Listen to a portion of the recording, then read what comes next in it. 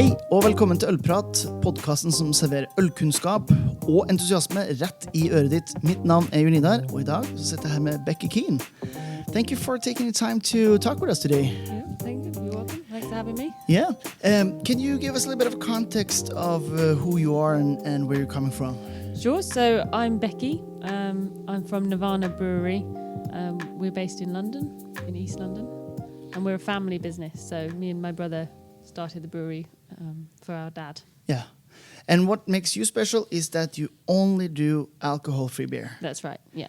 How on earth does someone start an idea like that? Yeah. Well, as I said, it was me and my brother started it for our dad. So he was the main motivation behind the business.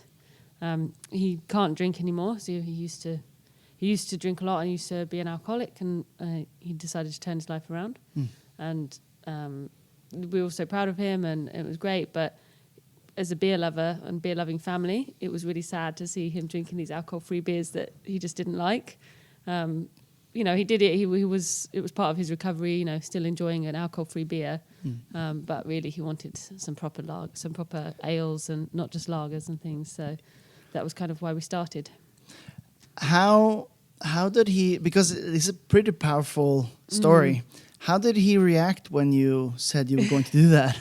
I think he was really pleased. He's a bit like an excited puppy. Like he just it was like finally. Yeah, really eager to have something, even just something different. And I think as well, for us to start a family business as well was exciting. So.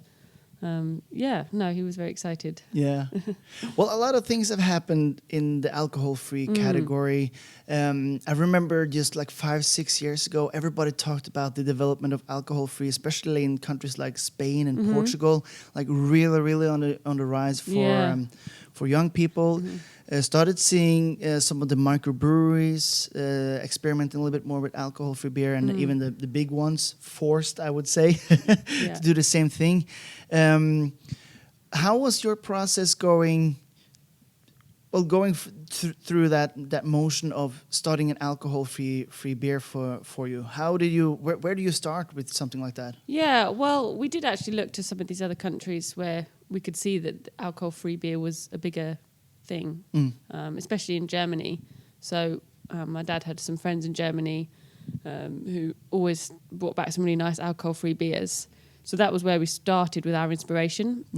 Now in the UK, there's a lot of alcohol-free brands, a lot of breweries doing alcohol-free craft beers, which is great. But when we started, there wasn't any. So we sort of went around Germany, met quite a few brewers around there and spoke to them, find out how they do it.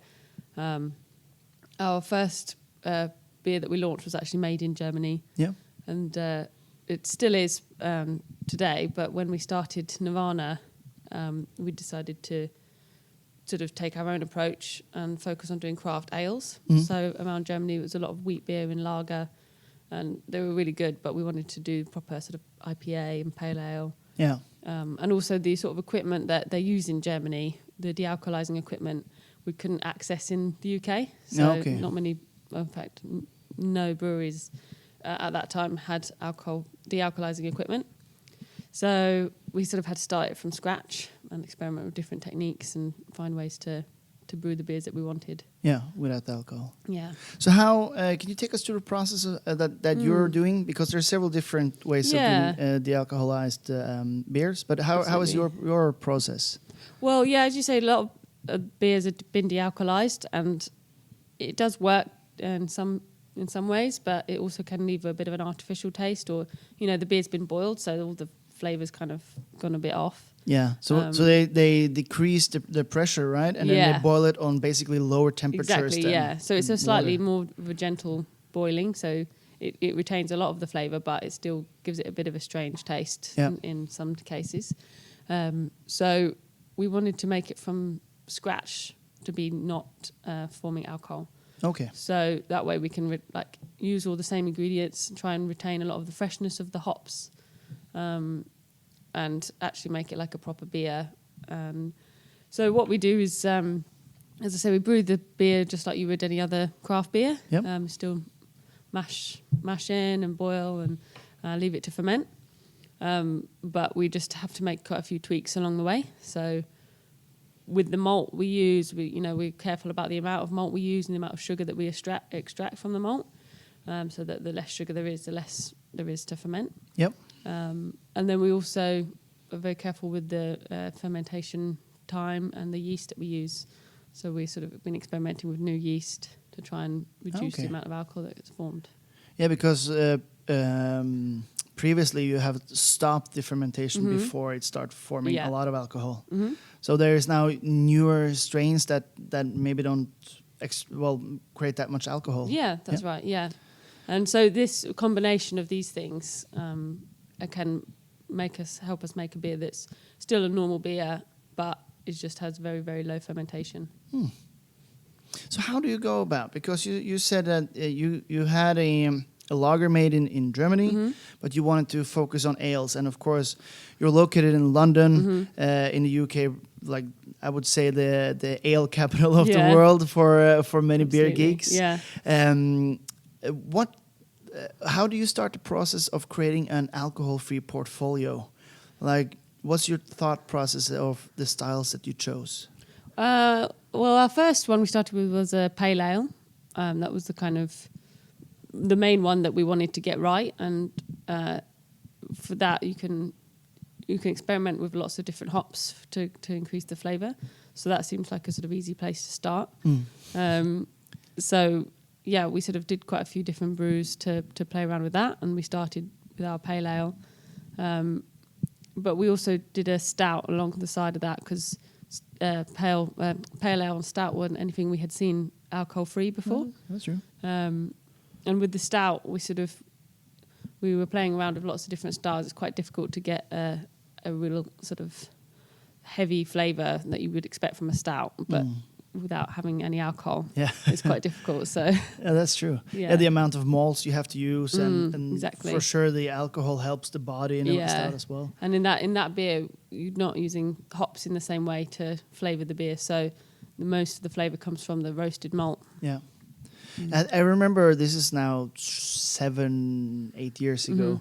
The very first craft alcohol-free beer I tasted was made in Norway. It was actually a stout. It was called Sant uten, which is Saint without. I guess it is. It's now called Imperial Stout by Nøgne.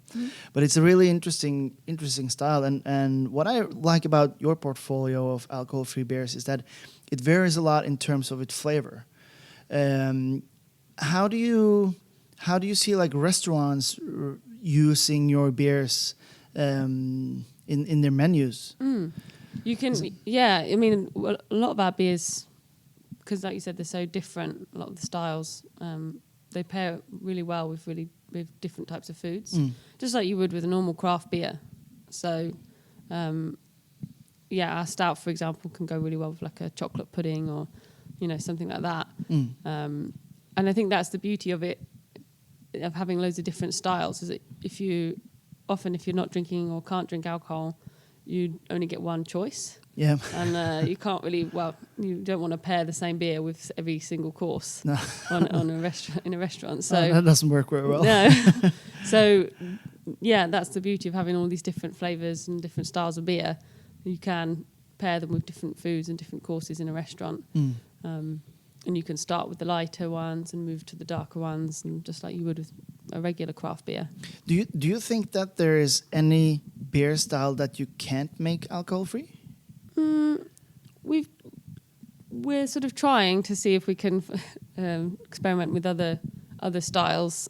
So far, each one has its own difficulties. So each type of beer has its own flavours that come from fermentation and the type of yeasts and things. So we have to adapt our methods for each different style of beer that we want to achieve. So there are some that are more difficult than others. Obviously like really strong Belgian ales will be difficult to achieve an alcohol-free version because so much of the flavour comes from the alcohol. Yeah, that's true. But we're trying. Yeah. I'll let you know. Yeah, because with that, you're trying to not replicate, but make different styles within their sort of style descriptions. Yeah, exactly. It's not copy-paste way you can do it, right? Mm-hmm. Yeah, exactly. And so, for example, we've done a sour beer, and we've done 2 versions. We did one that was sort of followed a normal sour beer type recipe, and it was nice. But then we also tried a kombucha beer, which was a bit of a wacky experiment, but it came out really well. Yeah. And actually, it's come out like would have hoped for from a sour beer, and so that's our version of a sour, and it's something totally different and not at all how you'd usually make a sour beer, the alcoholic version. But for us, it's worked really well as an alcohol-free equivalent. So. Yeah.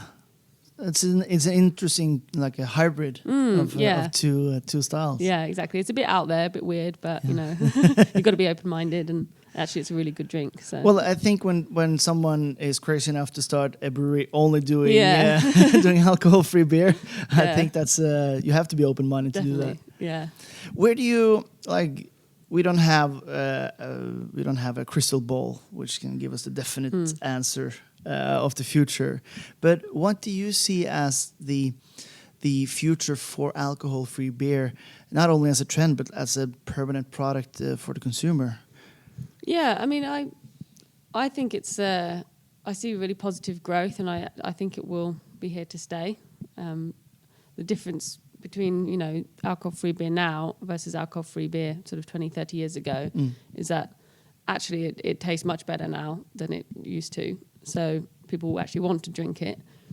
But also people's lifestyles are changing, and the reasons for people choosing alcohol-free beer are changing. So before, people might choose alcohol-free beer because they had to. They couldn't drink alcohol for health reasons or for, you know, because they were driving or pregnant. And those reasons still exist, but these days people are choosing it just because they don't want to drink. Yeah.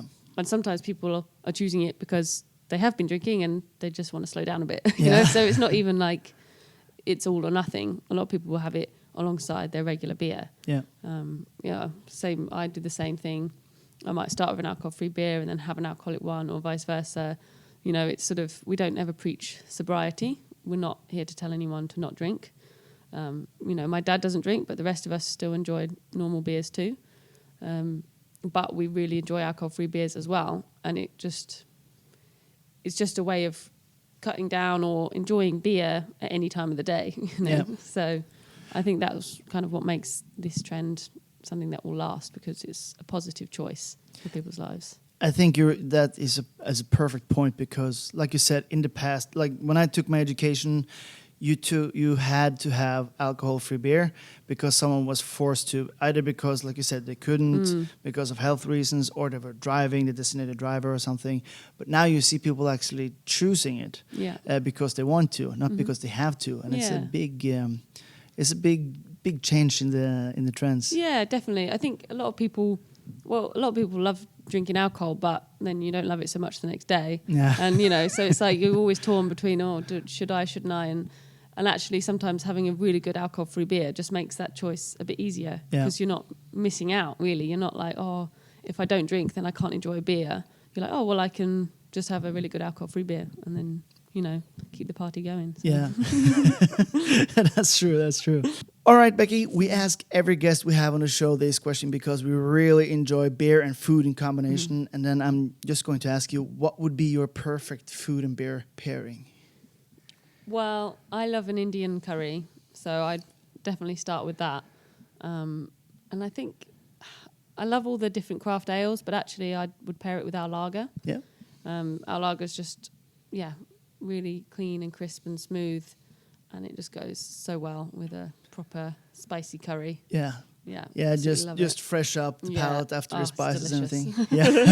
Yeah, that would be my perfect pairing. Yeah, sounds tasty. Sounds tasty.